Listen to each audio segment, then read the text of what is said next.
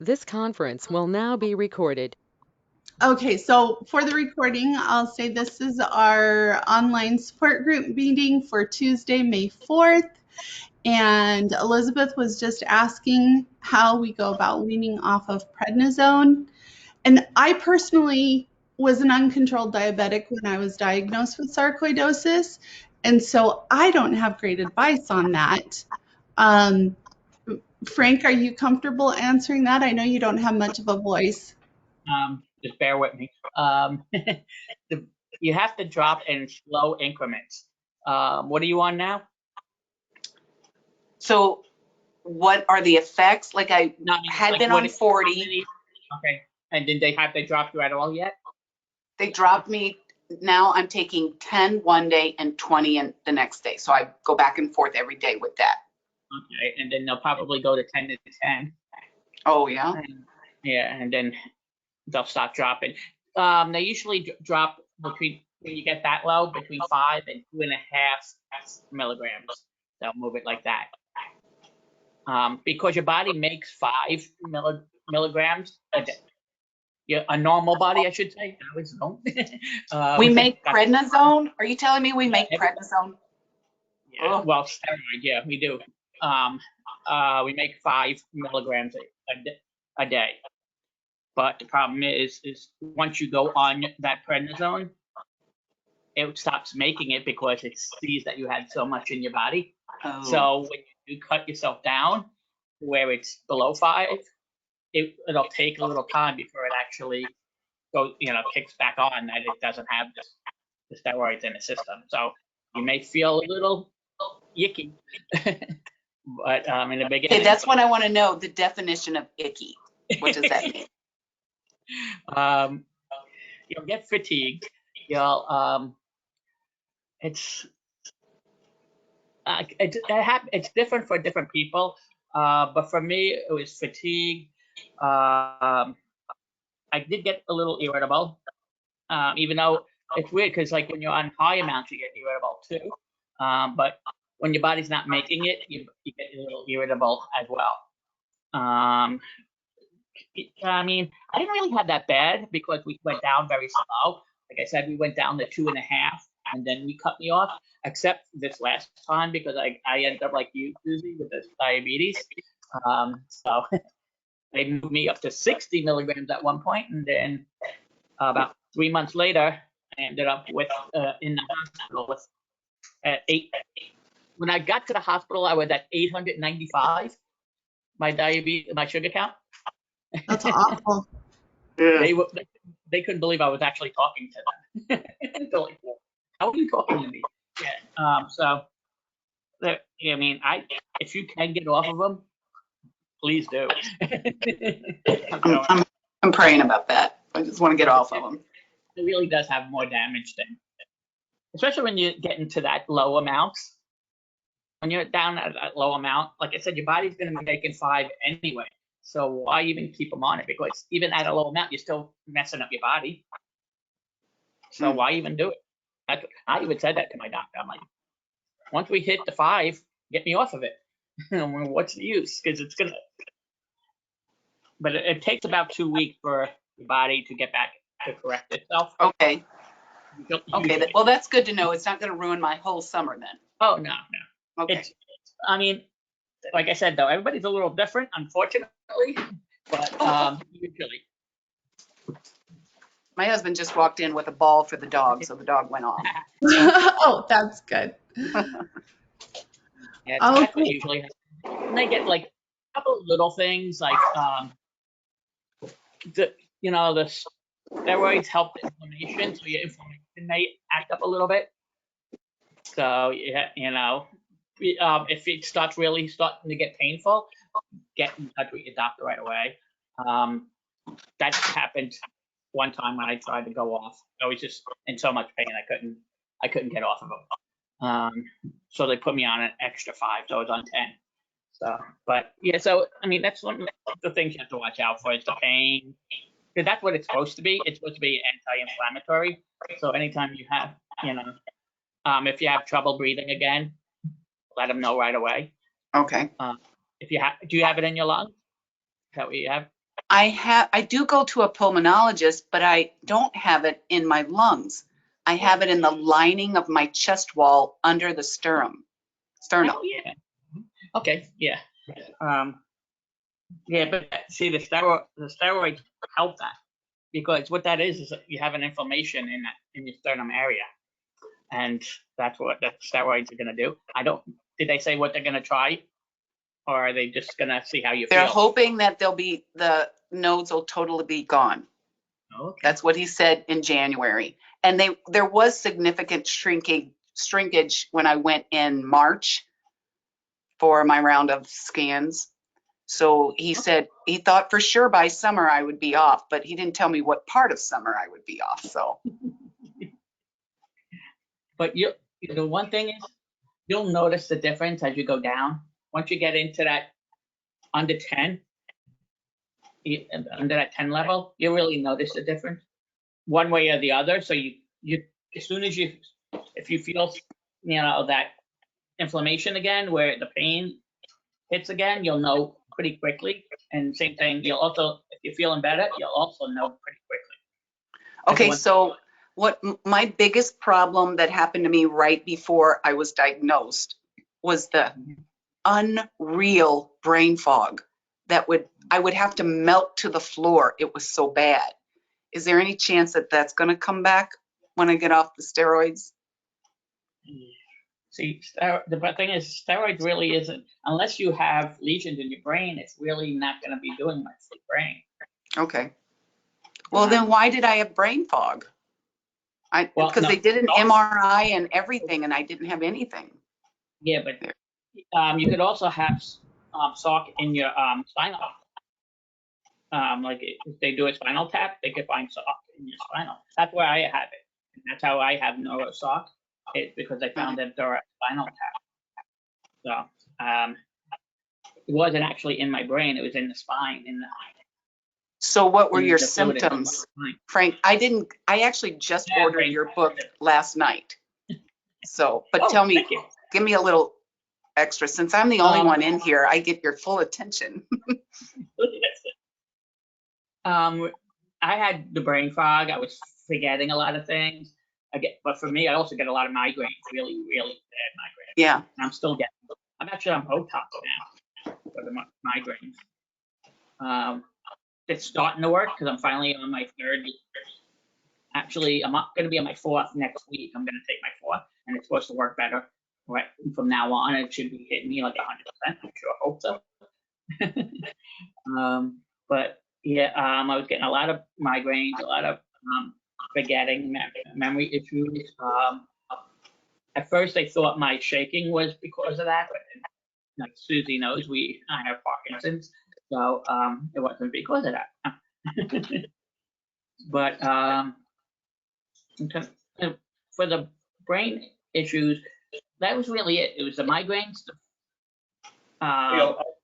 memory loss, and forgetting, and forgetting things. Like the main symptoms I would get. Mm-hmm. Okay. The migraines for me was because it was in my spinal fluid. That's why I was getting the migraine. When it's in your brain, a lot of people don't get the migraine. Okay. So, like I said, everybody's different with this thing, so it's kind of, right. You kind of guide yourself, I mean, what like Susie or I could tell you is like, if you're having certain things, we could kind of tell you why, or maybe why, or kind of narrow it down a little bit more. But it's so hard to say you're gonna have it here, here, and here, or or you're gonna have what I have, or vice versa, or the same symptoms either. The symptoms are always different for everybody, unfortunately, which that's what makes this as hard as it does. It affects you different though too, Frank, if it's in different parts of your spine. If it's in the C, the T, or the L part of the spine, different parts of your brain affects you different too. Yep. Sure does, Wendy. Hi, Wendy. Love you, Frank. How are you doing today, Wendy? I'm doing good. I went to my rheumatologist because I'm switching over to the UR, my old rheumatologist, and she wanted to put me on the medicine that Dr. Judson wanted me on, but I told her I didn't want to do it. I want to just try out this COVID. I don't want, I don't want my immune system to go out. So I don't know. It's, they all have a different opinion now. At the U of R, the new Start clinic there that they restarted, they said they don't understand why I was on such a high dosage of Celsep and prednisone. They said they would never have done that with my neuro. And what I put on my headphones so I could hear you better. What did you say that they want to put you on now? Well, no, I don't know. I hear an echo. Why would that be happening? I don't know.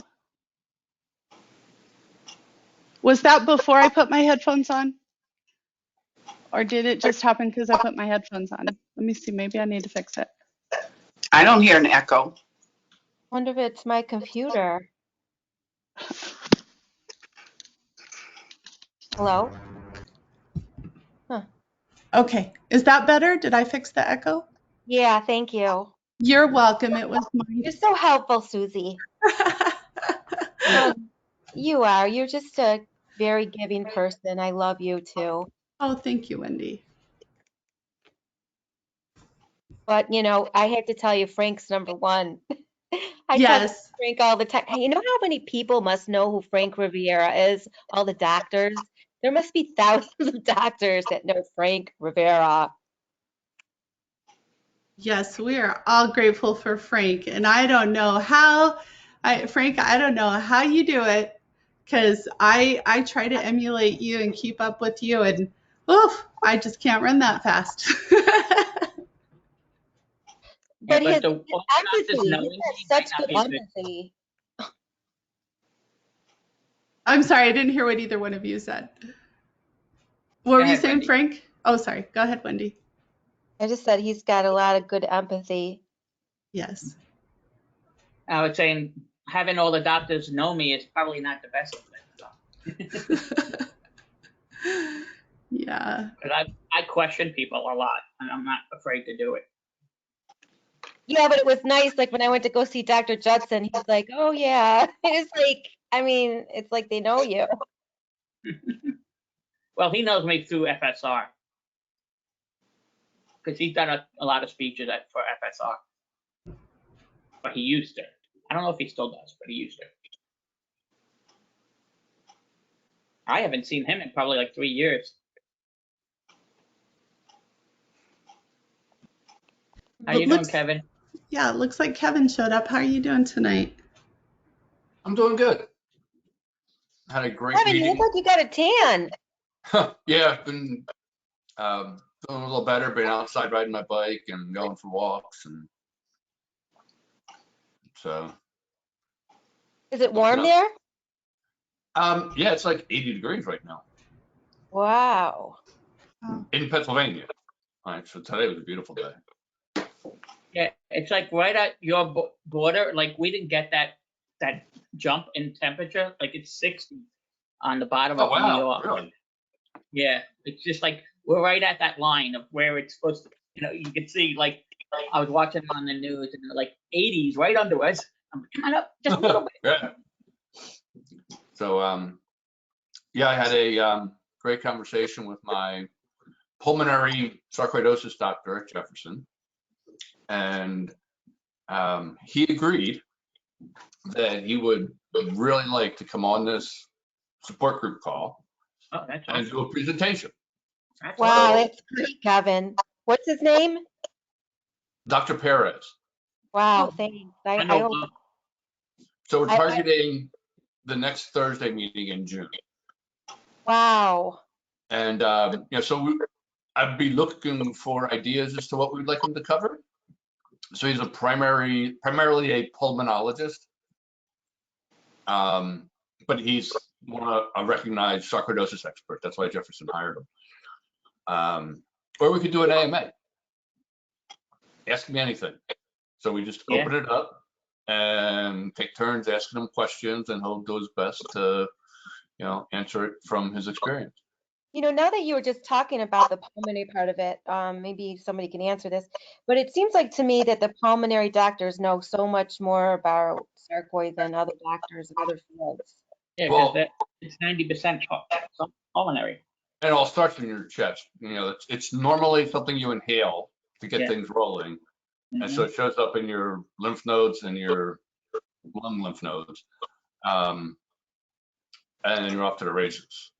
Well, unless you're unfortunate like other people and it migrates to your heart, for example, somehow. So yeah, he's really optimistic about my prognosis. So my next interaction with my team is going to be in July when I get another PET scan, do a pulmonary exercise test and the pulmonary function tests. And by then I should be completely off prednisone. Oh, that's great. That's Been a wonderful. long, scary 18 months, but the things are starting to finally look up. Elizabeth was just asking about what's the experience like weaning off of prednisone. Do you want to tell her how you feel about that? So when I got diagnosed with sarcoidosis in 2010, I never had any treatment for any of it because it was stable. It wasn't really affecting my quality of life too much. So they're like, trust me, the cure is worse than what you got. So I went along with that. And then in July of last year, or no, I'm sorry, April, I was diagnosed with cardiac sarcoidosis. And the PET scan, my whole heart, my entire left ventricle, and then like some other areas around it was, completely lit up. And so they immediately put me on prednisone. And I started at 40 milligrams a day. And Me too. After Me too. the honeymoon of about 2 to 3 weeks, it was like it completely messed with my mind. Like I was having mood swings and rage and all sorts of things. I did some research and was really prepared for the weight gain that never happened because I was able to control my eating. Even though I was hungry, I was like, oh, I'm feeling it. It's like an emotion. So I'm going What to be about with it. the steam come out of your head? Because boy, I felt like steam was coming out of my head when I called my local psychiatrist and I was freaking out and pleading and whatever. And his secretary's like, okay, hang on. I'm going to speak to the doctor and he'll join us or tell. He goes, are you on prednisone? I'm like, yeah. And so he immediately put me on a mood stabilizer, and then we've been kind of tweaking that cocktail as we go. And last week I completely tapered off of that, and my antidepressants are still at 75 and 150 milligrams. what antidepressant are you on? Wellbutrin Hmm. and Effexor. Mm. Can you say that one again? Wellbutrin and Effexor. Okay.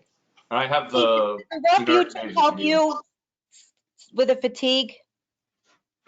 that was one of the reasons we added it, and it did have a slight help in that. And then so went away. tie it back to the prednisone. When I got below 15 milligrams, I really had a hard time getting up in the morning.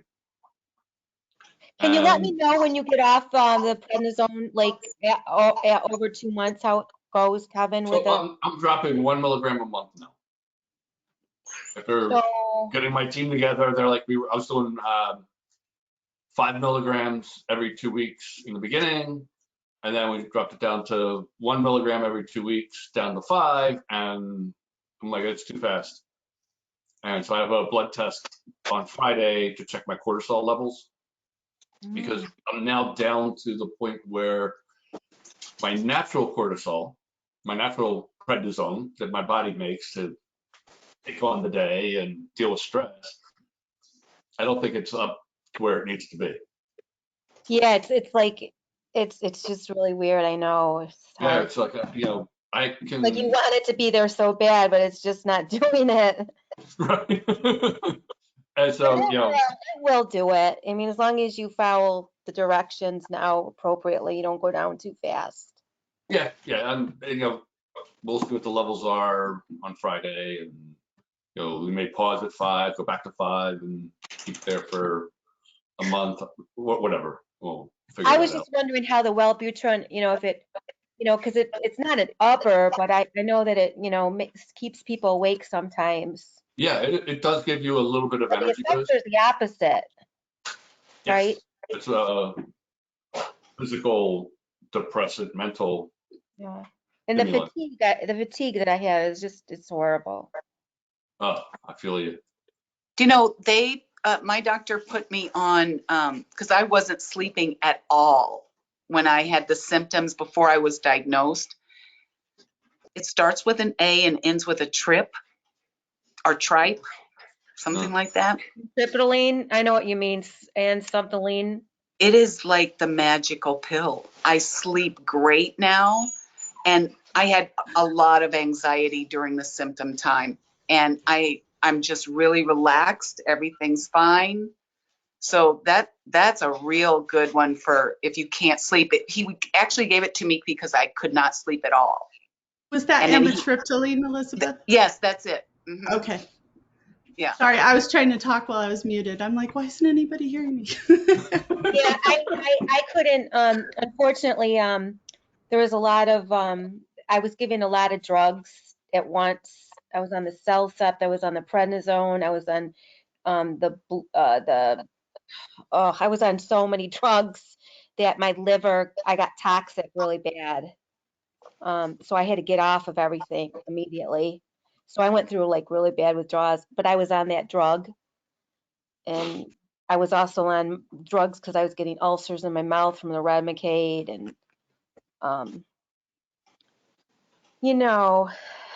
they Yeah. said the doctor that was on here, we had a doctor on FSR group. Yep. And she suggested that to me, so I started taking it. But I had to stop it with all the other meds. Sure. I never couldn't handle anything. Now I'm on Prozac, which is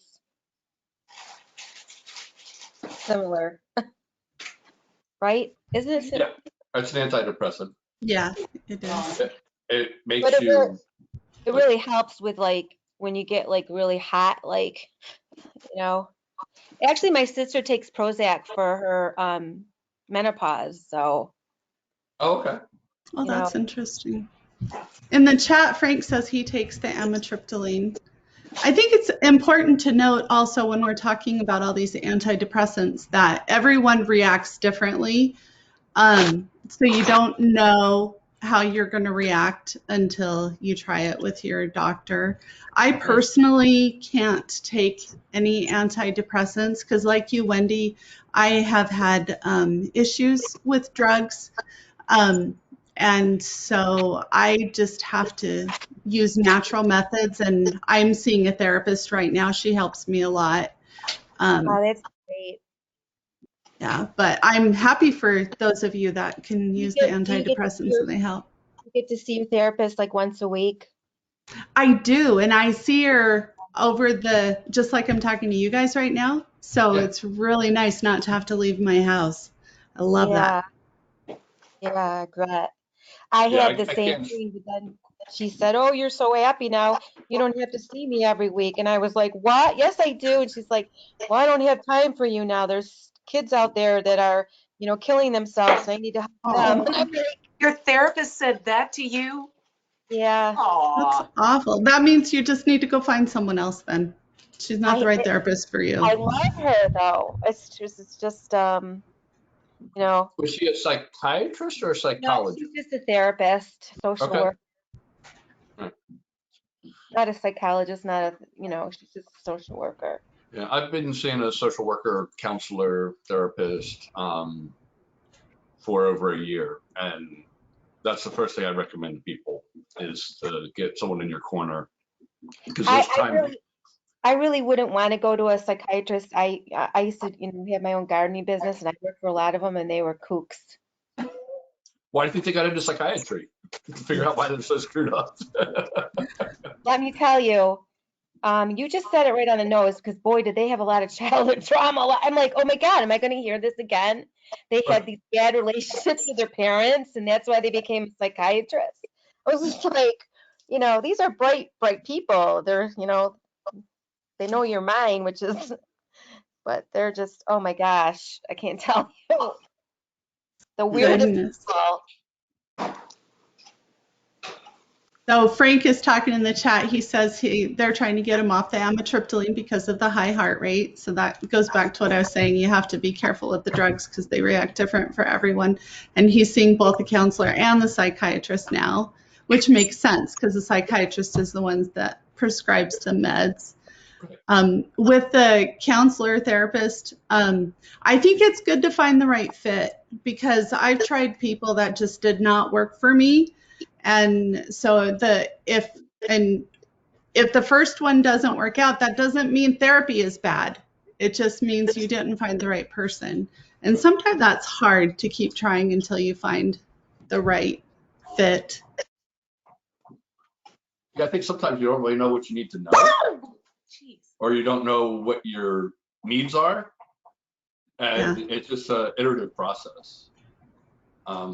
I was fortunate. My counselor was like right in the wheelhouse, and I was flat out open with him, and he's given me a lot of good advice over the year and a half, and not just about my disease, but just about coping and the pandemic and the relationship with my father, because I'm his caretaker, and there's just a lot of issues going on at the same time.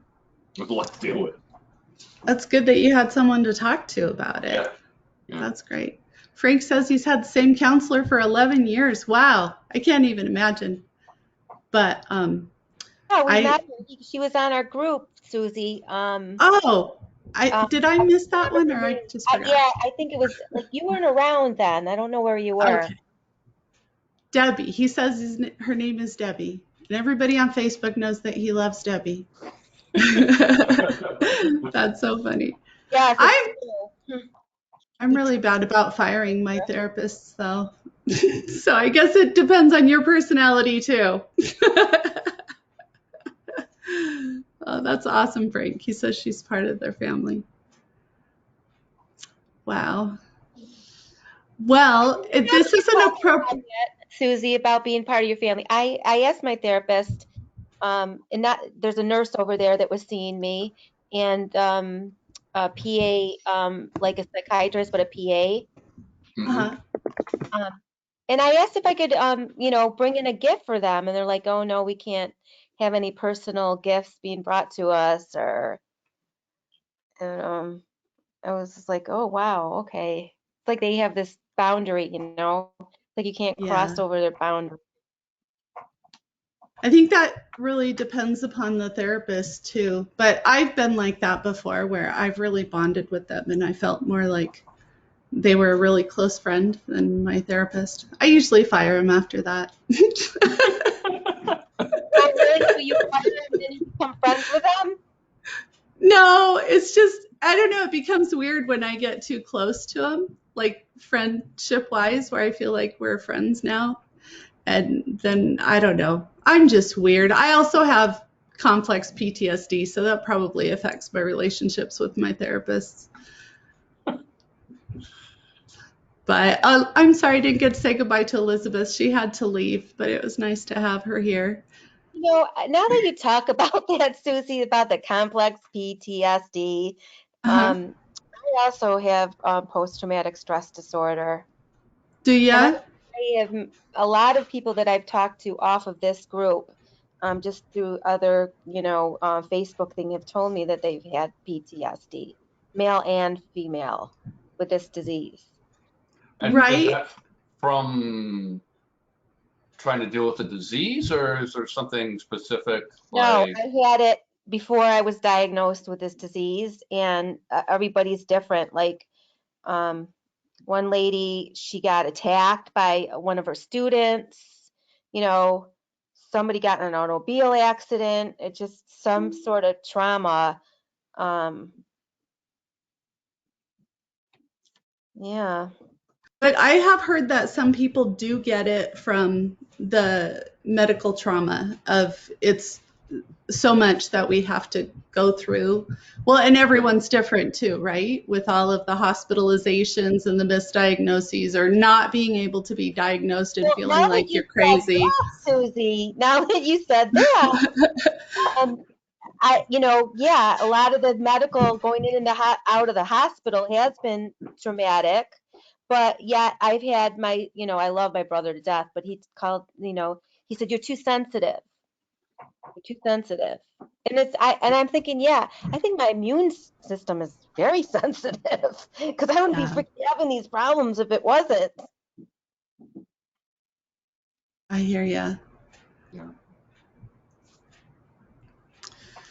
Yeah. Well, I don't know if I finished saying that May is, what is it? Mental Health Awareness Month. I think I saw on Frank's wall. Oh. So this is an appropriate conversation that we're having today. Does everyone know this is Star Wars Day?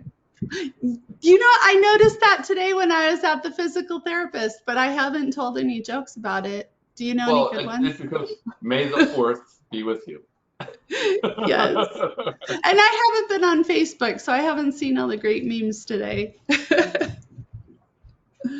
I'm pretty sure you didn't miss anything on Facebook. Oh, goodness. Well, wow. I just lost Anyone my have train any of thought. topics Sorry. I'd like to spin with my doctor for a month from now? Oh, you know what? Could you ask I know one of the doctors that was on one of the group things was saying that they have to be careful what they say, but there's an actual a lineage with sarcoidosis. I'm not going to get into the details, but he was saying that a lot of, African Americans are coming down with it. A certain type of Judaism, Scandinavian people are coming down with it, like Irish, uh, but he said it, the doctors aren't saying that because it's, going to put the hospital in jeopardy, or there's some sort of, retaliation, got the hospital retaliate against the doctors. What do you guys feel about that? Part About of the it is, genetics aspect? Yeah. yeah, Oh, there is I- a genetic aspect, but I think I it's agree. more of where they're living. Because it's an environmental thing, Right. that starts us up. So I talked to a couple of doctors from the Bernie Mac Foundation. They have a clinic in Chicago, and they, there were two African Americans, and they were saying that they don't describe it as an African American disease, like a lot of people do. They describe it as an environmental and economic disease. And I get that. Check it out that way because it's usually an environmental thing that kicks it in. And where are these people living that that they're getting? In the bad section of town without the ventilation and slumlords. Where And, they dump stuff flow? and yeah, and the environmental. I'm wondering if that's why when the U of R they came to my house, they wanted to, teach their other students about me. They came to my house if they were looking to see what my environment was. Okay. But I don't Probably. know. I mean, now I think I'm like, It's always good to learn about the environment, especially of patients, because it will tell them a lot of research, a lot more. so do you think I should move from my house? I would say that if you had a lot of people there that had it, that would be different. But I mean, if you're like one of the few that have it in the area, it just, you just got lucky. Well, it's weird that you said it because I used to live in New Jersey. My mom passed away when I was little, and I went to go live with my grandmother, my aunt, my cousins, you know, we all lived, my grandmother lived like one apartment over from my aunt. So I went back and forth with my sister and I, and a lot of people in that area have come down with sarcoidosis. It's like when I said I had sarcoidosis, it was like, oh, well, I know someone that has that, or it's like was nothing. And I was just like, there's nobody here in Rochester. You got to remember that New Yeah, could I Jersey have gotten that was as a child from being in that New area? Jersey was a dumping site. Yeah. For years, New Jersey was a dumping site. It was It was- smelly. There were no. If you drove through Jersey, you knew you smelled it. Unfortunately, that's how bad. But usually it starts yeah. with the smell, and then it goes from there. Yeah. But The smell my was area, terrible. in my town, we have 500,000 people in my town, and we have over 2,000 sarcoidosis patients in my town. Wow. And then So we I have can blame it on my relatives in New Jersey. cancer patients in our town too. Over 15,000 cancer patients in my town. Wow. Wow. Yeah, there's a big cluster. When I was being diagnosed, my pulmonologist had told me to have my house tested for mold. So I did that. And then when I bought this house, I had it tested again. But How do you do that? I'm sorry, what, Wendy? How do you do that, Susie? Well, she referred me to someone here in Utah. You can probably Google people that do it in your area. They come in with these testers that they'll actually, I don't know if they did it for you, but for my house we did. They actually broke inside the Duct? what is it, the wall, Yeah. and checked inside there. They put little holes in the wall and checked inside the walls. The first person I had do it in the other house, he actually had a dog that was trained to sniff out the mold. And it turned out I was living in my daughter's basement, and there had been some mold that they didn't get rid of it. They just remodeled over it. Mm-hmm. But it was mild enough that they told me to just put air purifiers in each room that had the mold. So I thought that was interesting.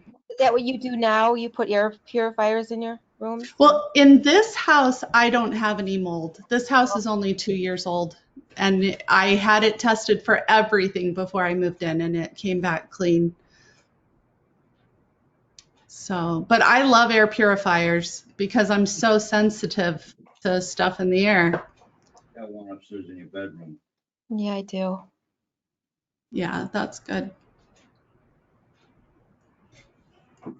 Okay, so thanks, Wendy. I will have a discussion with him about the hereditary component. I don't know if we need to go through the primary and secondary medications like the prednisone plus methotrexate, or because we covered a lot of that already. Yeah, but the thing is they're actually, for most doctors, there's actually a real, you start here and then you go down this list. Some doctors don't do it, but most of the major doctors, like a lot of people think, oh, I'm just going to jump right into, Remicade. No, you can't really just jump right into Remicade. Right, you need to get the inflammation down first. That's why they step on it. And it's also because insurance will not go. If you go from steroids to Remicade, the insurance company will laugh at you. You didn't climb all the rungs. They'd rather you kill your body with the methotrexate and the Cellcept and the Plaquenil, all those good things first before you kill your body. Frank, that is like so wrong. When you're saying that, I know you're so right, but it's just really that I have anxiety. That gives me anxiety because you're so right. And it's I feel like we're in some kind of totalitarian system or something because that is so wrong. It is really terrible. American way. Follow the money. Until they don't Medicaid for all, it's going to be like this. One topic that I feel like I haven't heard a lot that I feel is important is that so my current situation is that I still have symptoms, but my scans come back clear and my labs come back clear. But my pulmonologist, fortunately, I have a pulmonologist that knows about sarcoidosis, and she says, well, that doesn't mean that you don't have sarcoidosis. And I'm like, well, that sucks. But it is comforting for her to tell me that, because otherwise it seems like I'm crazy. If you don't have sarcoidosis, then what is the fatigue from? It could Well, be from the medicine. She says I still have it, even though it's not showing up. That's what, even my doctor, Dr. Morgan, now he's like, I treat the patient. I don't treat the signs anymore, because you lose out so many times when you do that. Because like my pulmonary function tests were great for a long time, and then they went from great to all of a sudden dropped to 60%. I'm like, what the heck? Where'd that come from? Like in how long of a period of time, Frank? 3 months. Wow. Were you having a flare at that time? That was fast. I was feeling the same. I had a little bit of trouble breathing, of course, but nothing. Wow. That was so crazy. But like when I tried to do the test, I knew right away that it went. When I really had to push my lungs, I really knew. But yeah, so yeah, I think that's why I always say treat the patient, not the disease. Because especially with sarcoidosis. So how can I frame your question, Susie? Like, how do you know whether you're in remission or it's active? What's the telling signs, maybe? What other telling signs? Or maybe just, I guess it's not really a question. Well, I don't know. Just have them address the fact that once you're diagnosed with sarcoidosis, that it's not like the flu, that you just get over it. Right. That for some people, it is a lifelong thing that you deal with. It can come and go. And I don't know. I guess, what is the duration of sarcoidosis? Maybe that's a good question. Great question, because I hear from different doctors different things. And it's blowing my mind, because I don't like. Did explain the difference between Will I get rid of it, or will I get rid of it? What was that, Frank? I was like, maybe if you have them explain the difference between somebody who's chronic sarcoidosis and somebody who, because like my brother-in-law has sarcoidosis, and he's had one flare up in 30 years. Wow. Must be nice. Right? I know. So when I first found out, my wife was like, "Oh, great! You'll be on prednisone for a couple of months, and you'll be fine." Right. All done. Boom. That's what my sister said. Womp womp. Yeah, well, there's Rick. Should I hide? Oh, there's your buddy Rick. Rick, I was gonna hide on you. I was gonna hide on you. I told him you've been missing him when you've been popping in, and there's no Frank and no Kathleen. No. Oh my gosh, Frank, you look well. Looks good deceiving. I was gonna put that in. How's that? No, I mean, but your face is full. I mean, you don't look drawn.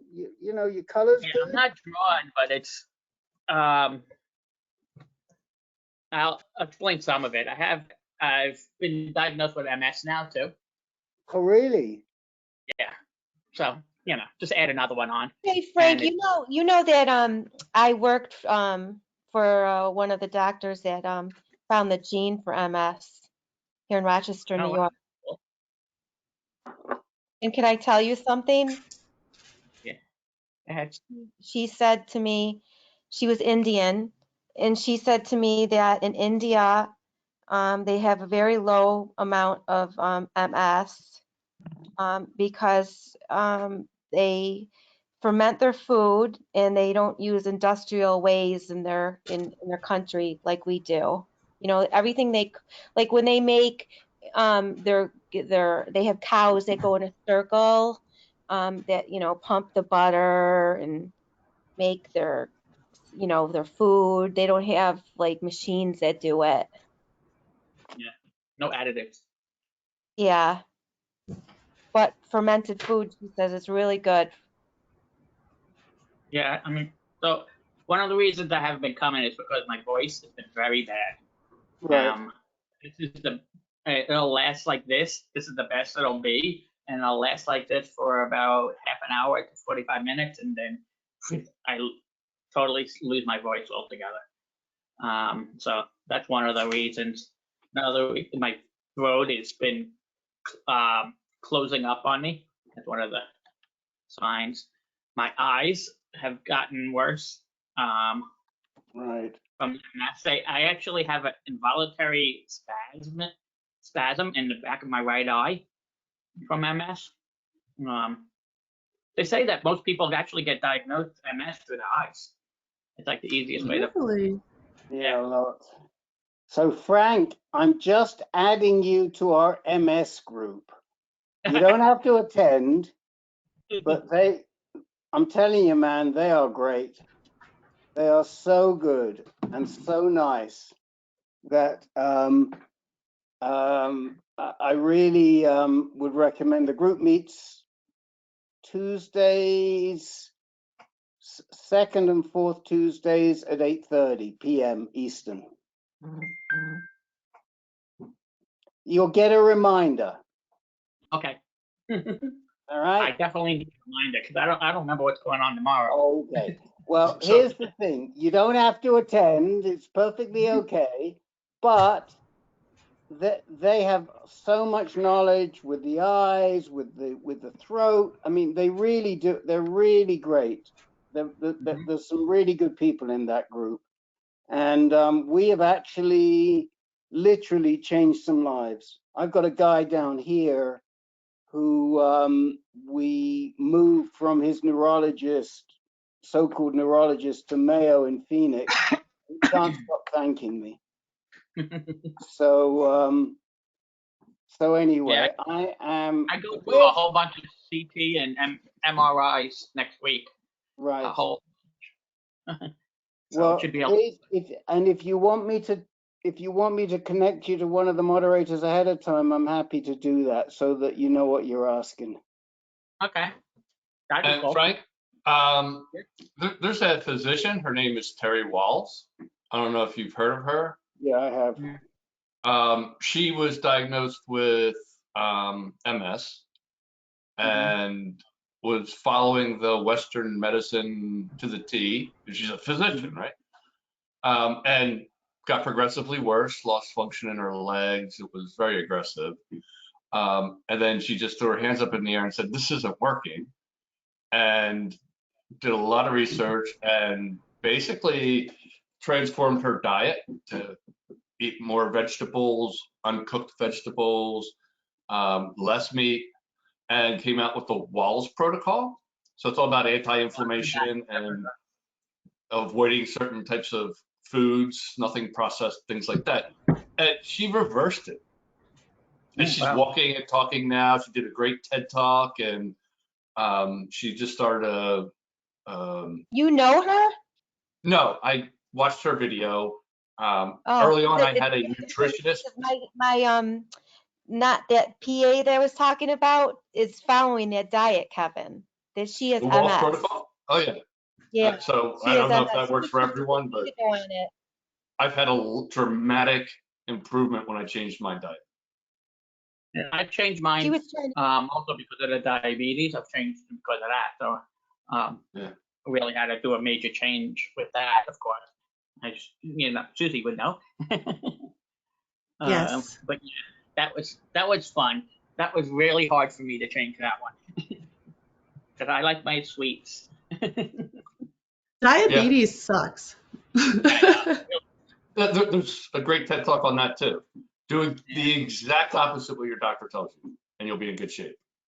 I would say that whole thing, following the cholesterol, what they cut told out red me. meat, eat low-fat foods, and that whole theory has been debunked, and I was so angry with for him, so angry at him, but then I was later disappointed in myself for not being a better advocate. and missed out on a decade of red meat. Yeah, And I'm a carnivore. I like the barbecue. I like to so do I. good But meat. my doctor actually told me not to get rid of the red meat.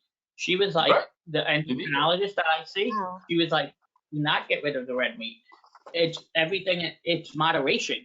That's your biggest thing, is moderation. Yeah. Of what you, like, she put me on a 60 carbohydrate diet. Every meal, 60 carbs. And then Okay. that's the meal. And actually, there's a lot of meals that I don't even hit that 60 mark. Yeah, I'm like, you're Right. so tiny. Where's it gonna go? In your ear? I can eat. I definitely can eat. Frank, I will, I'll connect. I made a note. I'll do it. I've got to do a group now, but I'll do it tonight. I'll connect you to either Kim or to Frank, another Frank, not you. Okay. Frank and Frank. I think I remember that name though. But yeah, so I'll make a connection for you and tell him you just got diagnosed. You're meeting the neurologist next week, and you know you need a little bit of. You're already a very good advocate for yourself, but you need some pointers. Yeah, I really don't know much about this one. But I Yeah, was but told you know, by both my doctors that MS and SARC, a lot of the symptoms mirror. really. Yeah, they overlap. I was like, Well, great. Same with SARC and long haul COVID.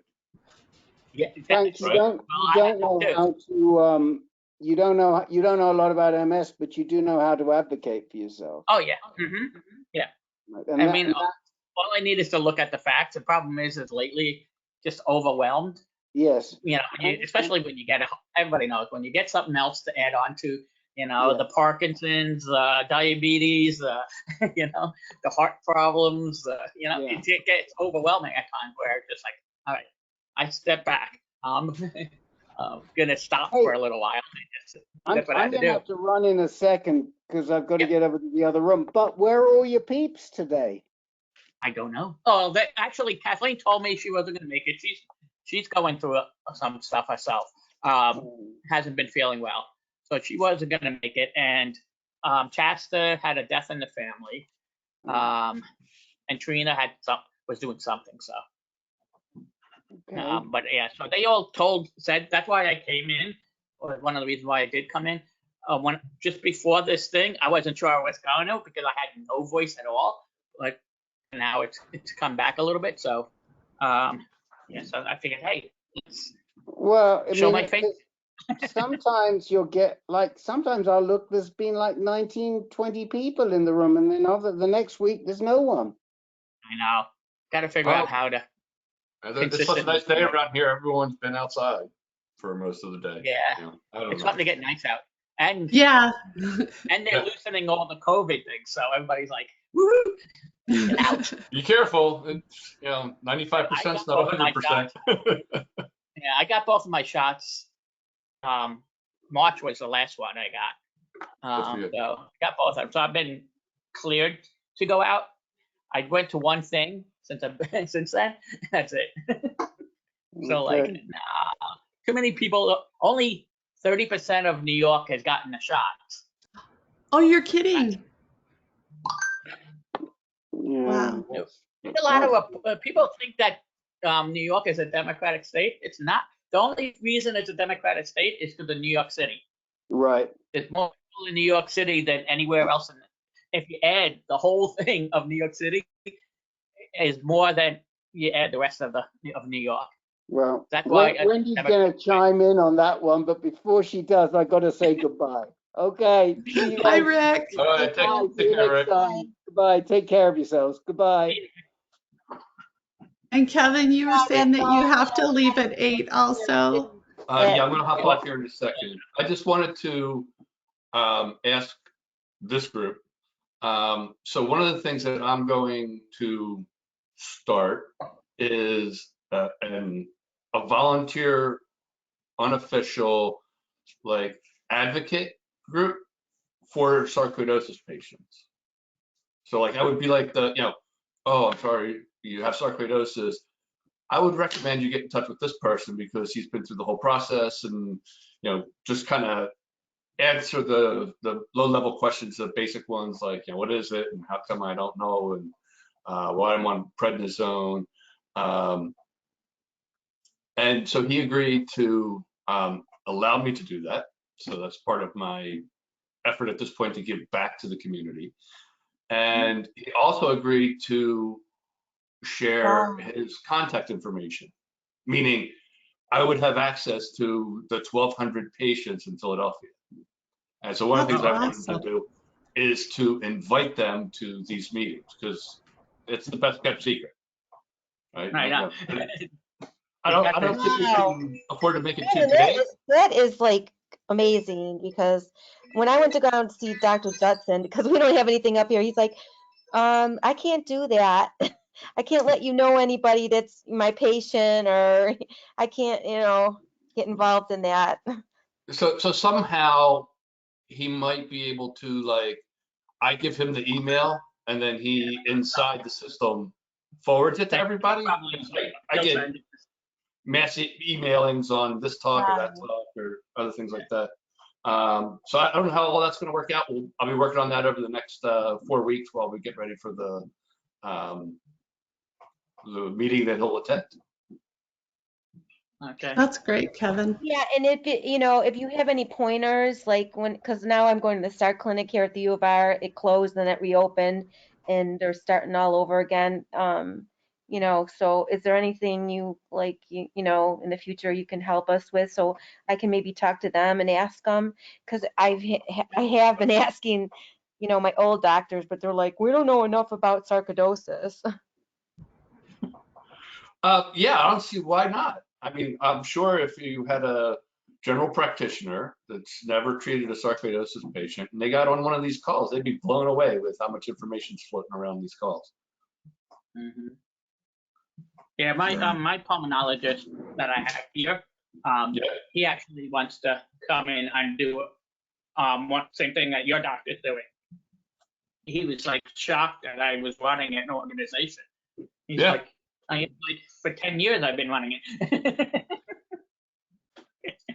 Hey, Frank, how come you don't have a board? We do. This doesn't have a board. Yeah, why? We have moderators, but we don't have a board on this. But we have a board. Stronger Than Sarcoidosis has a board members. Oh. Myself, Kathleen, Cheryl Bradford, and Kerry Wong. Wouldn't it be nice than just a patient view of it to have some board members that are like Kevin's doctor over there? Well, we were talking about having a physician board, but the thing is, ours is going to be different than FSR. FSR hits a whole bunch of different things. We are going to be working with the patients. But that's why we say we're by patients for patients. So, but yeah, we would like to have a. If you had on your board a researcher. We're talking about having it, but right now we're not really big enough to have it yet. It just still, this is only started. The Stronger Than Sarcoidosis started sending the information January. So we really haven't been around that long. The other one, Sarcoidosis Long Island, I had a board, but I'm going to dissolve Sarcoidosis of Long Island since I have the other one. Yeah, I have the other one. I'd rather have a national one than having one that says of Long Island, because people, but even though, I was getting calls from people from Australia. I was like, huh? But yeah, but it just, it kind of looks better if it's a national. But like I said, we're really just trying to fit in the holes that FSR can't do right now because they don't have the manpower to do it. And that's why, we're going to try to really hit the patients. And if you see all the stuff that like Kerry does, she's a social media person. You could see that she is putting stuff out every day. It's not, multiple times during the day. I couldn't do that. I'll put up my stuff, but then I have to put out. She puts out hers, that, and she also is part of the Arthritis Foundation. So she does that too. Uh, I don't know how she does that. I don't really either. It's amazing. Hey, Frank, I was curious, since you already have neurosarcoidosis and Parkinson's, how did you get diagnosed with the MS? Well, I got diagnosed way back, actually. I actually was diagnosed, I didn't even know I was diagnosed in 2013 when I was in the hospital.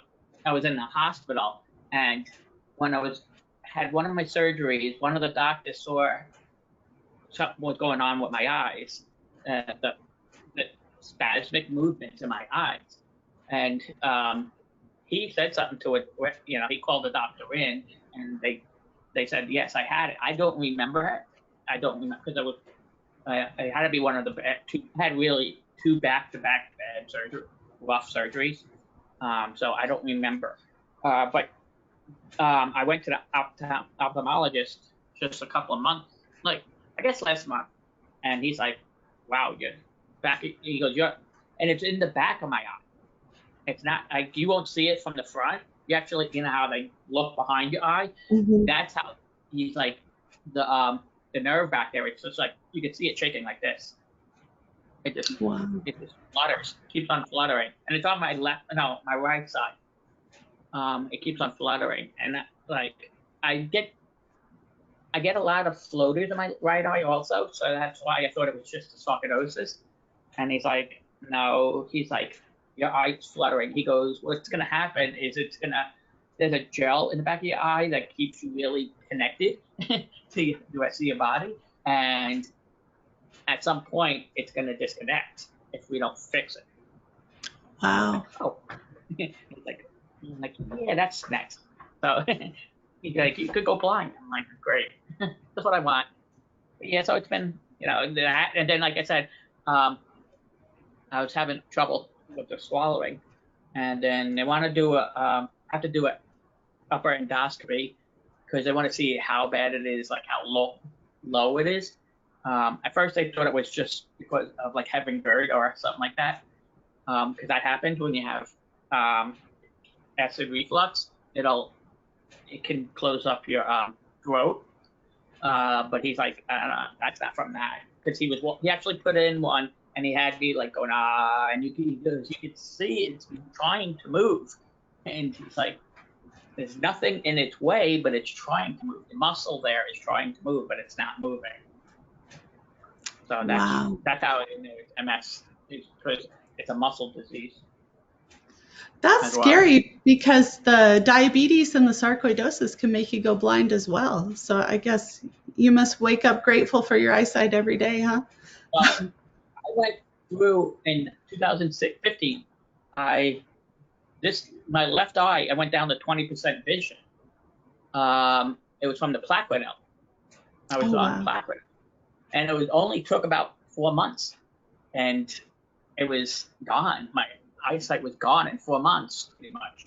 And he put in a lens. It looks like it was it's not an eye lens, you know, contact lens, but it goes in like that. But the thing is thick. It was like probably like a centimeter thick, and he put it on my eye, and they put a patch on my eye, and it's like a amniocentesis kind of thing where it dissolves. And it's yeah, it dissolved in my eye and regenerated my eye. I was his only patient to ever have it, and I was only one of 20 in all of New York to have it. And it saved my left eye, because actually my left eye is now better than my right eye. That's amazing. It's really I love this ophthalmologist because he's younger. I mean, in a doctor's age, he's younger. He's like 40s, and that's young for a doctor. Especially for sarcoidosis doctors. Most of them are pretty bad. But yeah, he's like, I talked to a couple of doctors, and he's like, let's try this. We got to try it. He goes, otherwise you're going to be blind in your left eye. So I had to be in for 2 weeks, and it burned. I'm telling you, it was one of the most unpleasant things ever. It felt like, you know how when you get something in your eye and you get that burning feeling? That's how it Yes. felt my whole eye. And I couldn't Ugh. touch my eye. Yeah, for 2 weeks. But then when they took it off, he's like, read the chart. And I was going, it's like, what? I did not expect that. I had better Wow. vision in left eye than I do my right now. It's like 80, like low 80% vision in my left. And now it's like 70 to 60 here. Wow. So, yeah, what? He's like, sooner or later, he goes, I might want to do it on your right eye. But he's like, if it's MS, though, he's like, I don't think, because the MS is really the gel behind the eye. And like I said, and it disconnects your eye. And once that's not going to help that. So, Goodness. it's interesting stuff. It is very interesting. That's a lot to deal with. Looks like we lost Wendy. I know. She's like, our thing's on, but it's like, Yeah. oh, Do well. you think we should wrap it up early so you can save your voice? Yeah. Thank you. It's good to see you guys. Good to see you too. I'm glad that you were able to come tonight, Frank, even though you're not feeling well. All right. So I'll talk to you soon. When is the next one, do you know? Oh, that's right. The next one is, it's May 20, hold on. May 20th? Is that? Yeah, it's May 20th. Oh, okay. Oh, yeah. Okay, I do have it in here. Right. I'll see if I can make it. All I'm right. gonna see how I can promote this better. Get more people. Yeah, I hate to see everybody losing, But like you say, and with the COVID kind of releasing, people are Yes. a little bit more. So we'll see how it works. And I think the nicer weather has something to do with it too, because here in Utah right now it's 64 degrees. That's just beautiful. Yeah. It's in the 50s right now here, which isn't bad. Better than this winter. My winter was terrible here. Yeah, it was. Goodness. All right, I'll let you go, and I'll talk to you soon. All right, you have a good night. Bye-bye. Bye-bye.